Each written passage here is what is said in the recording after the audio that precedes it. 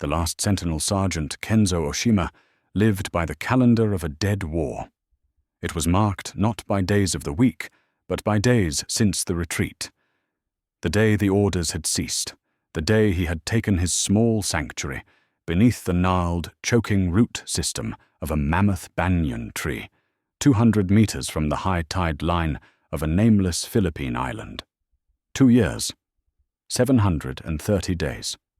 Or was it 731? He had lost track of the leap years long ago, a minor, irrelevant detail in the grand, sacred mission of waiting.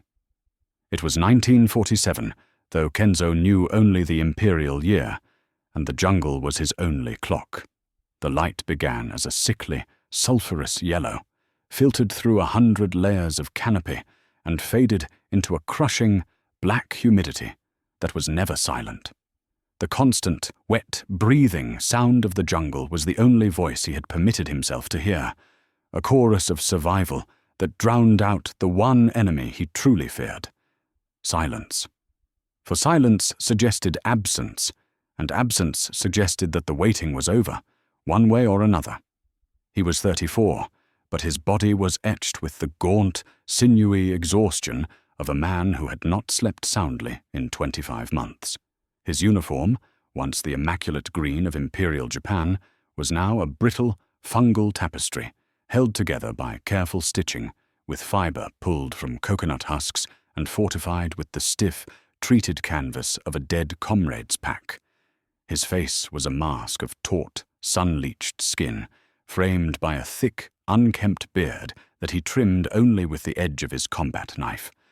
His world was a circle no more than a square kilometer in radius. The perimeter was sacred. The beach was the front line, the ridge was the final redoubt, and the banyan was the command post. Every inch was known to him. The soft spots where water collected after a downpour, the location of the edible ubi roots, now scarce, the exact angle of the sun that warmed the flat, black rock where he dried his meager rations of boiled lizard and foraged berries. The centerpiece of his existence was the Type 99 Arisaka rifle. It was his lover, his god, and his only witness. It was the physical manifestation of his mission. The morning ritual began precisely at the first hint of light, regardless of the heavy rains that often turned his bunker floor into a shallow, red pool. He would crawl from his bedding of dry fern and coconut fiber, his joints cracking like dry twigs. Before attending to his own needs, he attended to the rifle. He kept the weapon wrapped in an oily cloth within a sheath of thick, layered palm bark, hidden deep in the most secure root cavity. To draw it out was an act of profound reverence. He would lay out the pieces on a smooth, flat piece of driftwood he'd hauled up the ridge 2 years prior. The stock, the bolt, the receiver, the firing pin, the magazine floor plate. Each piece was wiped clean of the omnipresent moisture that was the jungle's most insidious weapon. He used a sliver of dried cotton, saved from his medical kit, dipped into a meticulously rationed bottle of mineral oil, an almost empty relic he'd carried since Manchuria. He ran the oil patch through the bore, using the long cleaning rod until the inside of the barrel shone with a dull, flawless gleam. He inspected the action, listening for the perfect, clean snick of the bolt locking home.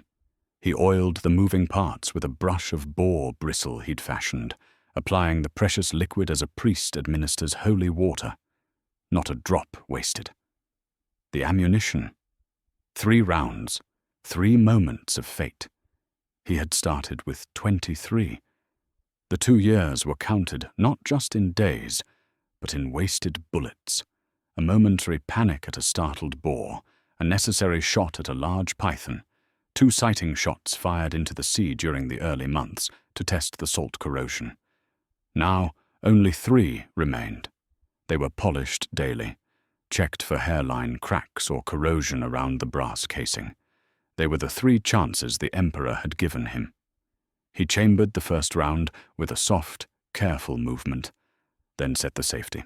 Ready. The rifle was everything. As long as it was clean, accurate, and functional, he was clean, accurate, and functional.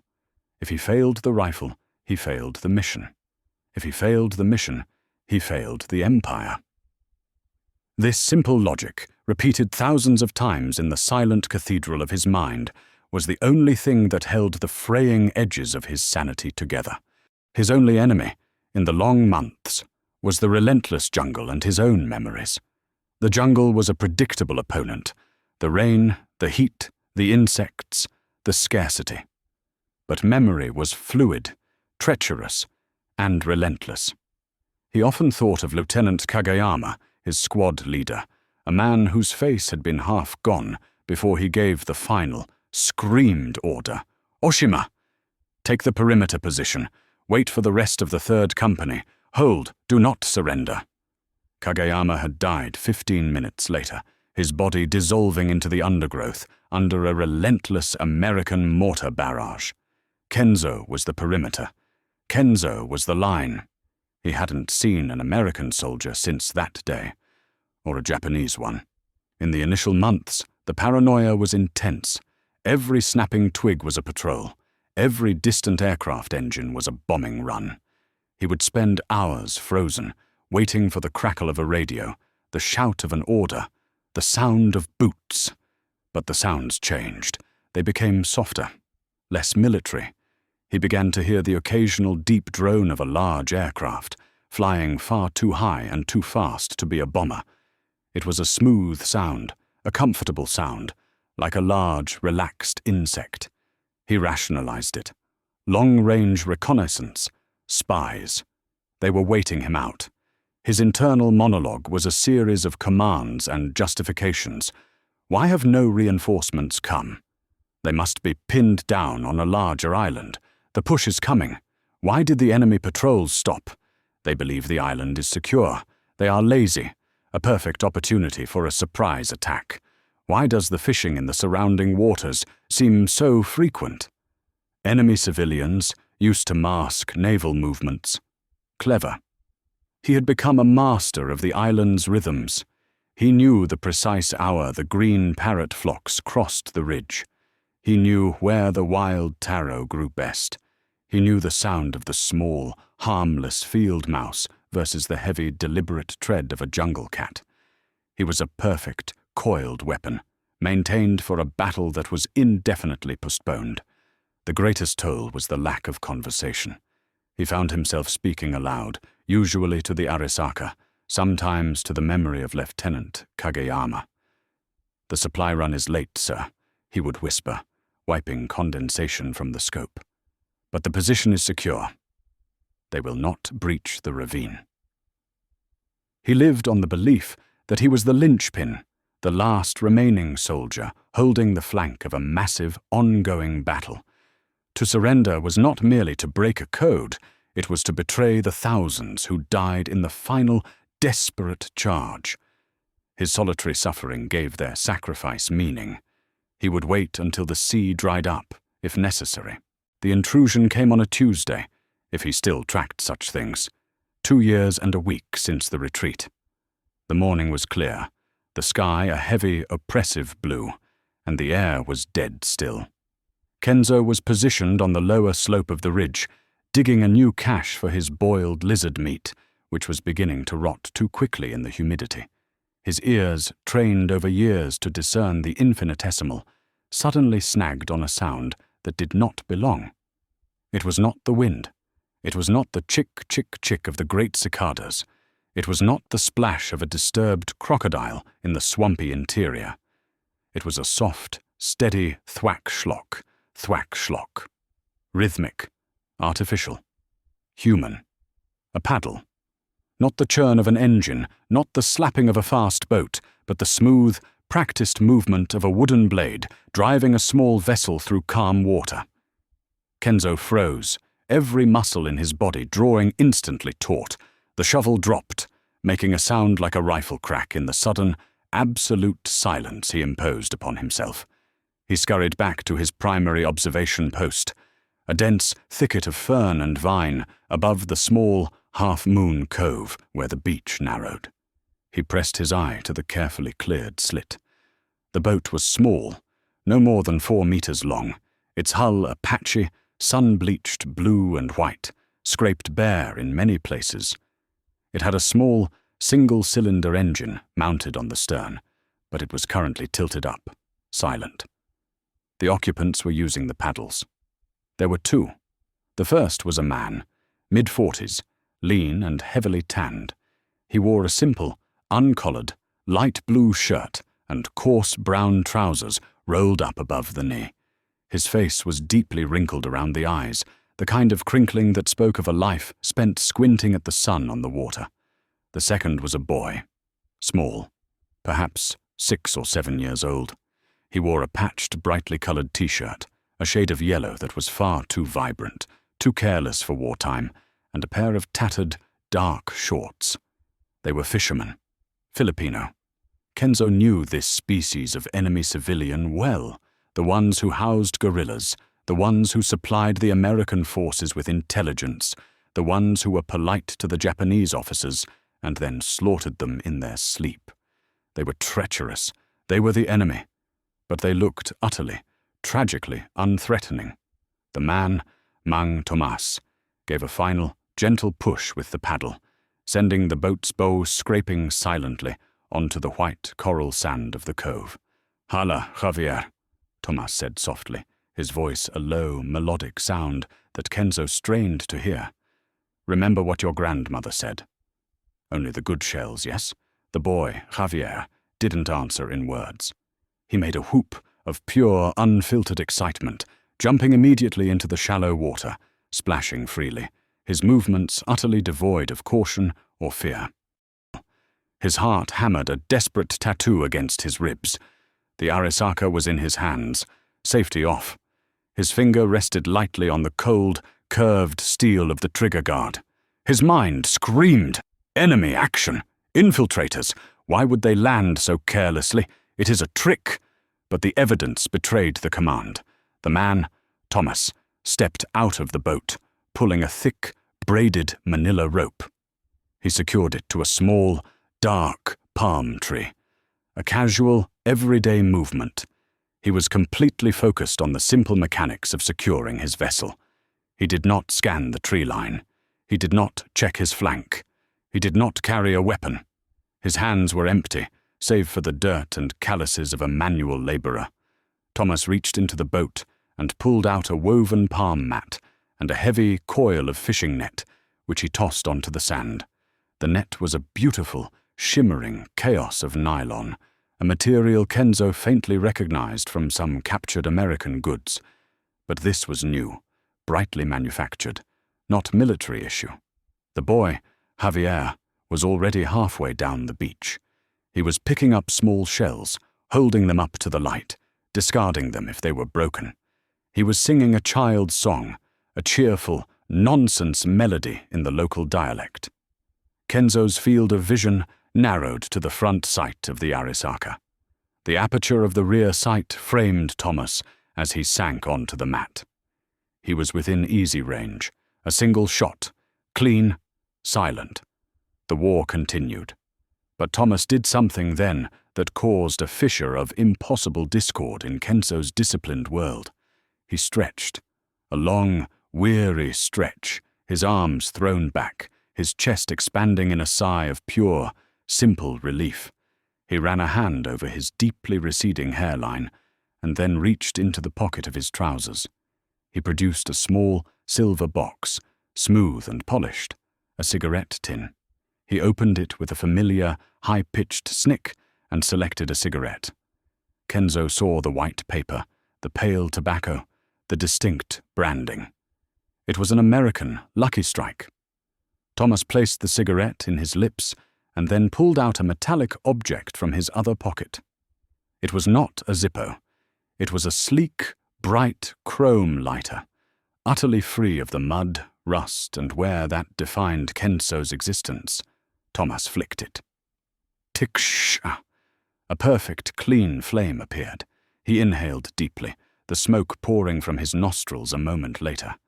It was a thick, sweet-smelling civilian smoke, not the pungent, sulphurous smell of military gunpowder. Kenzo was a soldier in a war of total extermination. He was staring at the enemy, and the enemy was taking a smoke break.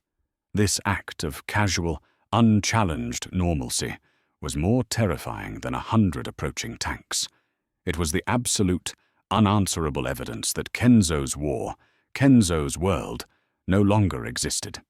The man, Thomas, rested on the mat, his head against a piece of driftwood. He was repairing the net, his fingers moving with an economy of motion that spoke of long practice.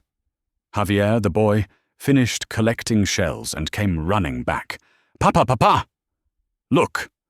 Javier was holding a piece of plastic. It was a small, crudely molded toy, a bright electric green elephant. It was made of a material Kenzo had never seen before, lightweight, resilient, impossibly colored. It was a product of mass production, of peacetime, of a thriving civilian economy. It was utterly, terrifyingly modern. Thomas took the toy, smiled, and tossed it back to the boy, speaking a language of love and paternal patience that Kenzo had not heard since his own infancy. Kenzo's heart was no longer hammering with battle paranoia. It was thrumming with a terrible, icy realization.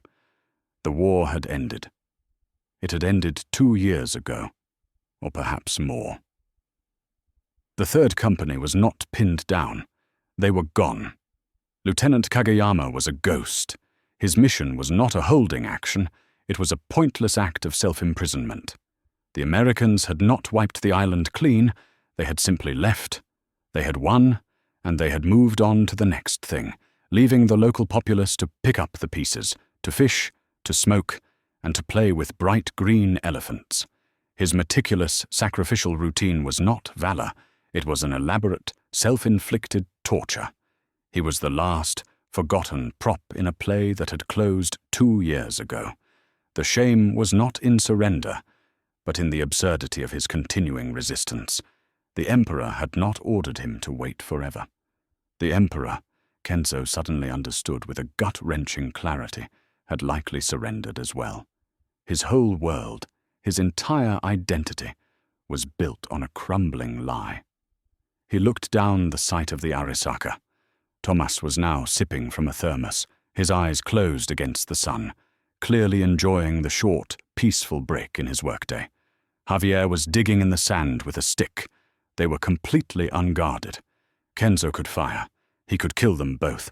The war, for him, would continue for another hour, perhaps another week, until the local authorities came back to investigate. But it would be a murder, not an act of war. The only thing he would be defending would be his own delusion. His finger trembled, not with anticipation, but with the massive, soul-crushing weight of 2 years of misdirected discipline. 3 rounds, 3 chances. He could fire 1, 2, or all 3, but the bullet would never strike the enemy he had been trained to fight. The enemy was gone. The enemy was history. He slowly, agonizingly, shifted the safety catch. Click. The sound was soft, internal, a whisper of defeat. The tension in his shoulder released, and the Arisaka, which had felt like an extension of his soul, suddenly felt like a heavy, cold piece of wood and steel. He stayed there for another 20 minutes. He watched Thomas stand up, pack his net, and smile at his son. He watched Javier collect his last shell and climb back into the boat. He watched them push off and paddle out, the thwack-schlock sound of the paddle fading slowly until it was once again only the sound of the jungle. When he finally moved, Kenzo did not retreat. He abandoned. He backed away from the observation post, not crawling, but walking upright, slowly, as if emerging from a long, cramped tunnel. The change in perspective was jarring. The jungle was no longer a fortress. It was merely a mass of vines and leaves. The ridge was no longer a redoubt. It was a hill. He walked back to the banyan, his sanctuary, and stood in the dim light of his hidden bunker. He reached inside and pulled out the last vestiges of his military life: a rusted mess tin, a tattered copy of the soldier's code, and the small, brittle flag he had carried, signed by his family. He looked at the code, Never surrender. Fight until the last man. But the war had ended, not with a bang, but with a civilian lighting a cigarette. He laid the flag and the code on the dirt floor. Then he picked up his Type 99 Arisaka. He held it, the weight familiar, the smell of the mineral oil comforting. It was the only thing he had left, the only thing that knew him. He looked at the weapon, then at the hole he had meticulously dug years ago for a final stand. He walked past it. He walked to the high point of the ridge, the spot where, according to his internal map, he should have seen the landing of the American invasion. He stood on the ridge, the harsh afternoon sun beating down on his bare head. He looked out over the endless, glittering Pacific. No ships, no fighters, only the vast, indifferent blue. He kneeled. Slowly, Kenzo pulled the bolt back, ejected the 3 precious rounds of ammunition, and placed them gently, side by side, on a smooth rock. They were worthless, heavy trinkets now. He took the rifle, the last sacred object of his dead religion, and with both hands placed it beneath a heavy, flat slab of volcanic stone near the crest of the ridge. He covered it with moss, then with soil, and finally he pressed the stone back down. He did not bury the rifle. He archived it. It was still loaded with silence, still perfectly maintained. It was there if the world needed a soldier again. But Kenzo Oshima no longer would be the one to wield it. He stood up. He left his helmet, his military boots, and his knife next to the hidden cache. He shed his tattered uniform, ripping the pieces away until he stood naked, the dark mud of the jungle washing away in the salty sweat of the high air. He was no longer Sergeant Oshima. He was simply Kenzo, a man who was hungry and tired, standing on a beach 2 years too late. He picked up the piece of rope Thomas had left behind, a civilian object, and tied it loosely around his waist. He descended the ridge toward the opposite side of the island, away from the cove, away from his bunker. He began to walk in the direction of the setting sun, toward whatever lay beyond the trees. He carried nothing but the sudden, terrifying and utterly liberating knowledge of peace. The war was over, and for the first time in 2 years, Kenzo Oshima was completely and finally alone.